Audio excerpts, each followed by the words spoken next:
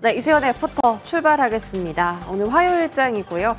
양 시장은 계속해서 파란불을 유지하고 있지만 코스닥 같은 경우는 낙폭 빠르게 줄여가고 있고요. 금리나 수혜주와 피해주에 대해서 오늘은 좀 알아보겠습니다. 그동안 수혜주만 거론을 했었는데 여의도는 어떤 시선인지 살펴보겠습니다. 마지막으로 테마주인 보황주까지 짚어보고요. 자, 지수 흐름 보자면 지금 외국인 수급이 거래소에서 빠르게 밀려 나가고 있습니다. 매도세가 확대되고 있는 반면 지수 자체는 낙폭을 좀 저점보다 많이 줄여낸 상태죠. 2689선까지 올라왔고요. 반도체 투톱에 대해서는 여전히 좀 회의적인 시선입니다. 엔비디아 실적 목요일 날 발표하기 전에 이제 경계감이 한껏 올라가 있는 상황으로 파악이 됩니다. 코스닥은 지수가 정말 빠르게 낙폭을 줄였다가 심지어는 장중 플러스권까지 진입을 했습니다.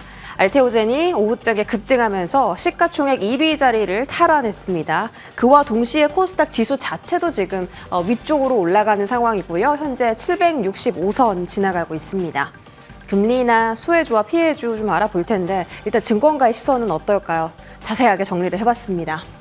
IM증권, 현대차증권, 하나증권, DB금융투자, 한국투자증권 이렇게 코멘트를 한 것을 정리를 해봤고 일단 IM증권은 기존 주도주를 사는 것보다 경기 방어주 플러스 금리나 수혜주가 테마로 묶이는 종목을 사야 한다라고 말했습니다. 경기에 덜 민감하면서 거기다가 앞으로 금리 인하 기조에 탑승할 수 있는 업종을 봐야 한다라는 거죠. 그게 바로 헬스케어고 오늘 알테오젠이 급등하면서 신고가 흐름 같습니다. 하반기는 계속 좀 바이오 집중해야 된다라는 목소리 많고요. 11월, 10월에 또 종양학회, 암학회 등등이 열려 있어서 모멘텀은 계속해서 있을 것이다라는 점 체크해 드릴게요. 현대차증권은 금리 하락은 건설업종의 확실한 모멘텀이다. 물론 종목별로 주가 차이는 있지만 투자 심리 자체가 개선되고 있다라고 이야기하면서 건설업종을 꼽았습니다. 애프터에서도 HD 현대산업개발이나 GS 건설에 대해서 좀 자세하게 다뤄드렸었는데 최근에 흐름 계속 유지하고 있는 모습이죠. 하나증권은 은행주 얘기했습니다. 과거에 보통은 환율이 떨어지면 워낙 강세니까 외국인 수급이 은행주 쪽으로 쏠리더라. 거기다가 밸류업 모멘텀, 밸류업 프로그램이라는 정책까지 우리가 생각을 할 수 있기 때문에 은행주는 여전히 집중해서 봐야 한다. 과거보다 파급 효과가 더 클 거다라고 이야기합니다. 물론 금리를 인하한다고 시장이 막 살아나거나 종목들이 성장주 위주로만 움직일 거다라는 시선이 지배적이지는 않습니다. DB금융투자는 오히려 주식시장 조정 가능성에 대비해야 된다라고 했고 단기적인 시장 변동성에 집중을 하자. 그래서 우리는 단기적으로 중소형 테마주를 봐야 한다라는 이야기도 증권가에서 흘러나오기도 합니다. 자, 다음 판으로 정리 또 해볼게요. 보통은 이제 금리 인하 시기에 들어가면 대형주보다는 소형주가 올라가고 그래서 코스피보다는 코스닥이 조금 더 집중을 받는 그런 기조가 강했죠. 성장주가 더 상승이 강하게 나타나기 때문인데요. 금리 인하 수혜주는 제가 늘 정리해 드리던 거에 플러스 좀 추가한 업종이 있습니다. 바로 항공주, 전기가스업, 인터넷, 2차 전지인데 최근 들어서 좀 강했던 것. 그리고 어제 강했고 오늘 강했던 섹터가 항공과 전기 같습니다. 특히 한국전력 같은 경우는 시세를 좀 계속 강하게 가져가고 있고 기관 수급도 프로그램 매매 등등 수급도 좀 들어오는 상황이라서 이게 연속적으로 시세가 나올지 체크해 보시면 좋을 것 같고요. 은행 같은 경우 오늘 좀 조정이 나오긴 하지만 여전히 인하 수혜주로 거론이 된다. 제약바이오는 가장 위에 붙인 이유가 있겠죠. 하반기에는 꼭 집중해야 될 종목, 섹터다. 종목별로는 제가 또 많이 언급을 해드린 바가 있고 반대로 피해주는 수출주로 좀 꼽히고 있습니다. 아무래도 원화 약세이다 보니까 수출할 때 수익성이 손실될 수밖에 없겠죠. 그 안에서 수출주 안에서 이 바이오텍은 아닙니다. 수출주 안에서 음식료, 화장품, 유틸리티, 조선, 자동차 이 5가지가 가장 많이 거론이 되고요. 화장품 같은 경우는 좀 주가가 빠지는 흐름이 나타나는 종목들도 있습니다. 아모레퍼시픽 아직 주가 회복 못하고 있고 코스맥스도 좀 우하향하는 느낌. 실리콘투는 그래도 대장 종목으로서 지지는 잘 받고 있으나 강한 되돌림이라든지 아직까지는 큰 상승세는 나오지 않고 있다라는 점이 특징이고요. 조선주도 오늘 대부분 다 조정을 받긴 했는데 실적이 워낙 강한 섹터이기 때문에 실적 플러스 그 수주 잔고가 얼마나 좀 잘 쌓이느냐를 좀 포인트로 두고 조선주는 보시면 되겠습니다.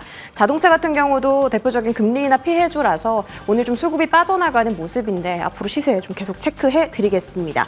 금리 인하 수혜주 안에서 오늘 시세가 가장 강한 제약바이오 그리고 전기가스업 시세 확인할게요. 자, 오늘 제약바이오 관련주 1등은 이엔셀과 넥스트바이오 메디컬입니다. 두 종목 모두 다 애프터에서 소개해드렸고 이엔셀을 바로 어제 소개를 해드렸죠. 삼성이 지분 10%를 갖고 있는 종목이다. 27%까지 급등하고요. 오늘 상장 3일 차입니다. 이 종목도 상장 일주일 정도 돼가고 있는 종목인데요. 글로벌 1위 의료기기 업체에 치료제를 납품하는 기업이다. 23% 급등. 올릭스는 비만 치료제 관련 종목이고요. 비올 미용기기, 브리지바이오 테라퓨틱스, 삼천당 제약도 오랜만에 올라옵니다. 시가총액 상위 안에서 알테오젠, 삼천당 제약 같은 기업들이 오후장에 좀 급등을 하다 보니까 지수도 같이 함께 상승 쪽으로 포지션 잡고 있는 모습이고요. 보로노이 같은 경우도 오늘 리포트 나왔는데 5% 정도 시세 주고 있습니다. 또 전기가스 쪽도 보겠습니다. 전력 설비 안에서 한국전력 2.9% 상승 확인해 보실 수가 있고요. 한전 KPS라든지 원전 종목이나 그 일렉트릭 종목들이 많이 보이는데 이제 한국전력, 한국가스공사 이런 종목들이 앞으로 원화 강세 수혜에 편승될 수 있다라는 점도 잘 참고해 보시기 바랍니다. 마지막 테마주는 보완주고요. 오늘 가장 좀 이슈적으로 많이 거론되는 이야기입니다. 뉴스에서 보셨을 것 같고요. 정말 너무 끔찍한 사건이 딥페이크 성범죄 사건이 지금 대한민국을 발칵 흔들고 있는데 이와 관련해서 지금 정치계에서도 정책 관련해서 정책을 내놔야 한다라고 이야기가 쏟아지고 있습니다. 윤 대통령도 지금 텔레그램 한라인 추진하겠다 하면서 이런 부분에 대해 계속 추가적인 후속 조치를 할 것임을 시사를 하고 있어서 이 이슈가 계속 좀 살아있다면 이 테마가 생각보다는 오래 움직일 수도 있겠다라는 뜻에서 섹터들 준비해봤고요. 상한가 간 종목들이 많습니다. 디지캡, 센즈랩, 슈박스 전부 다 상한가 같고 보안 소프트웨어가 움직이다 보니까 같이 AI 소프트웨어도 움직임을 나타내는 양상 나옵니다. 노란색으로 표시한 건 두 자릿대 상승률 기록하고 있는 종목이고요. 시세 확인하겠습니다.